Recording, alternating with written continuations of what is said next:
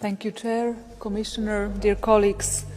The horrific attacks in Kavel village, where innocent Christians, including their pastor, were brutally killed, is yet another tragic reminder of the escalating violence against Christian communities in Nigeria.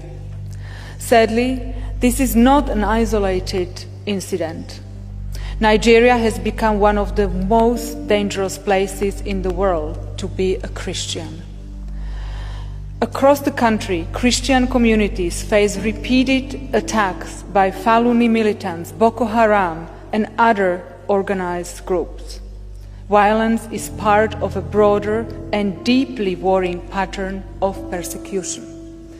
EU must therefore strongly condemn these attacks and press on the Nigerian government to step up its fight against the armed militant groups responsible for this violence.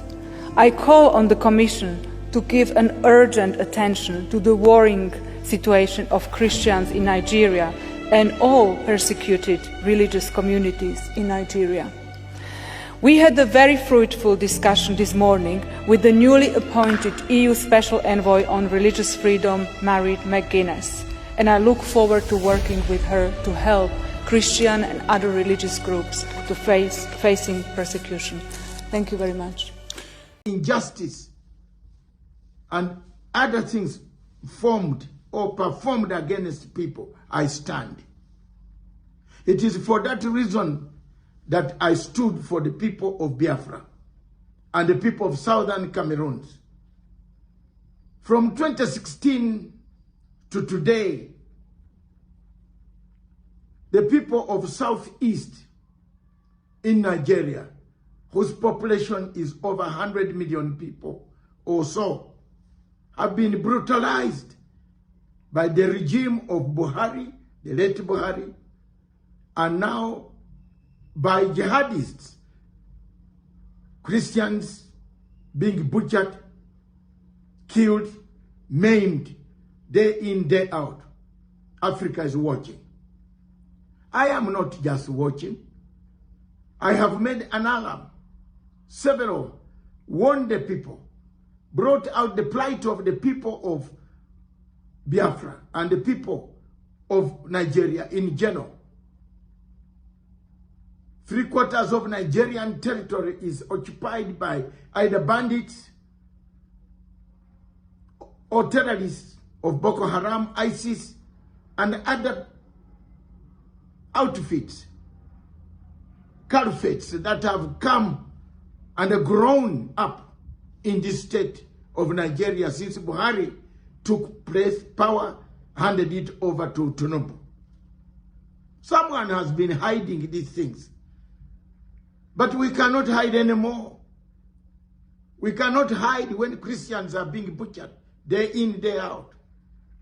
We cannot hide when you concoct stories and look for people outside, yet the problem is inside.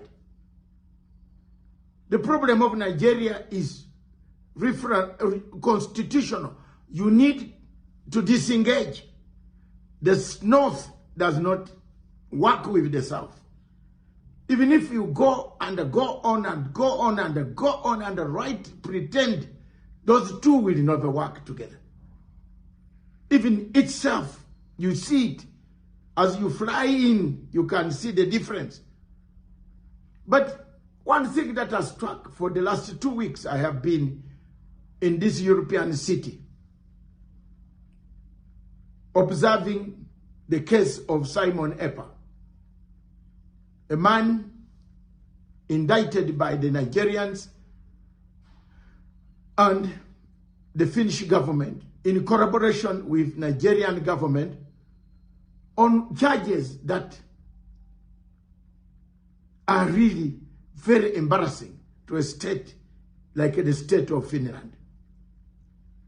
As a peacemaker and a conflict resolution expert, also a legal international law expert, and I look through, the case does not stand the merits of a country equivalent to Finland. It's a hearsay. I said, you get someone who has never even traveled to Europe, who has no visa. You can't show your visa that you were in Europe in such and such a day and you met so and so. Because that country gives a visa. Where is it? It's not there. If I were the government of Finland, I would enter what we call non prosecu. Non prosecu. A French word meaning abandon, leave. Leave, stop. No proceedings. Because these proceedings are going to shame a very good nation. The people here are lovely, where I am. Very lovely people. Very not very, very welcoming. You go for breakfast, they even want you to have more to taste their local food. These are the people, when you tell them about this case, they say, what is that? What case is this? So, ladies and gentlemen, Africa, we need to learn. The government of Nigeria has not publicly come out to say we need help. These terrorists are many in Nigeria, they kill people. But Nigeria is also a country that does not abide by court orders that are issued by international courts, even UN.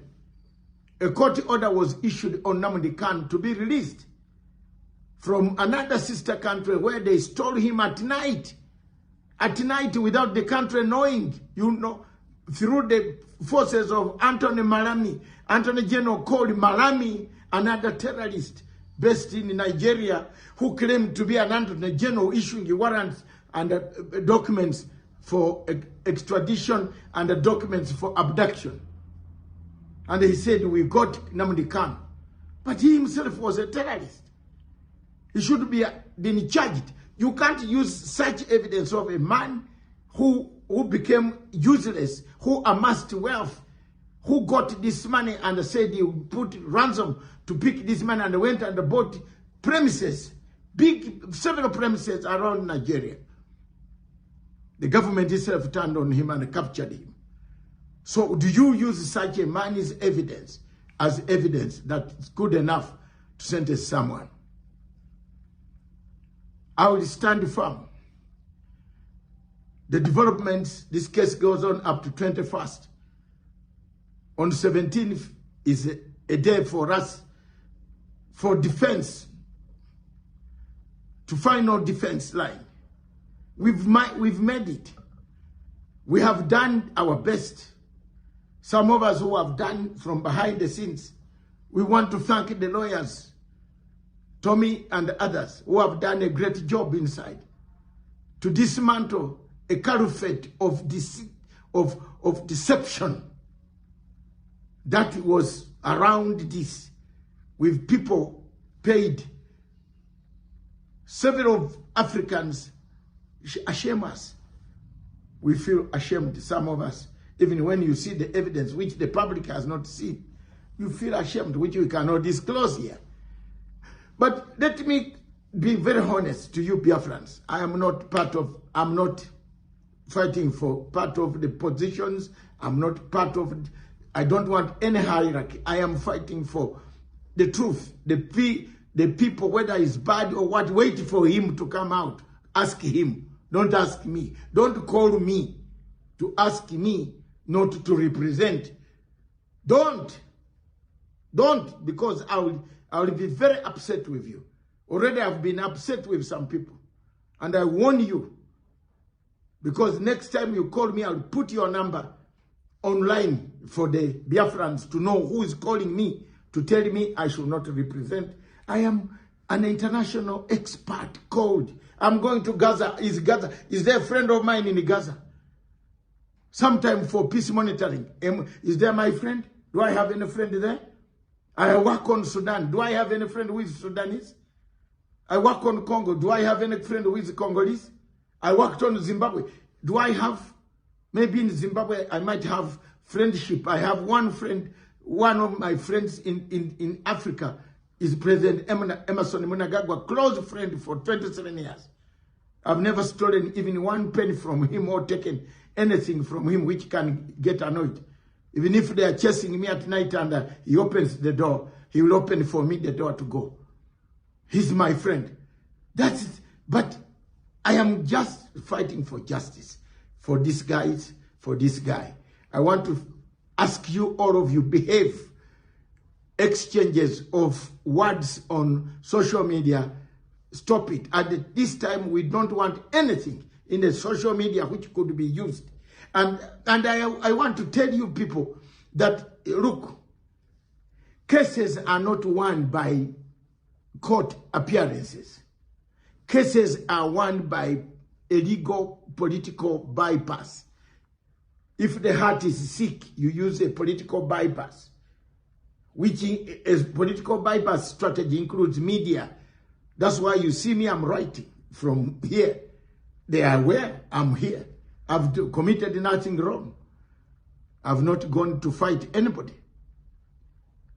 I want to thank you. Thank you very much for listening to me. God bless you. I'll give you an update again tomorrow. Thank you. God bless Africa.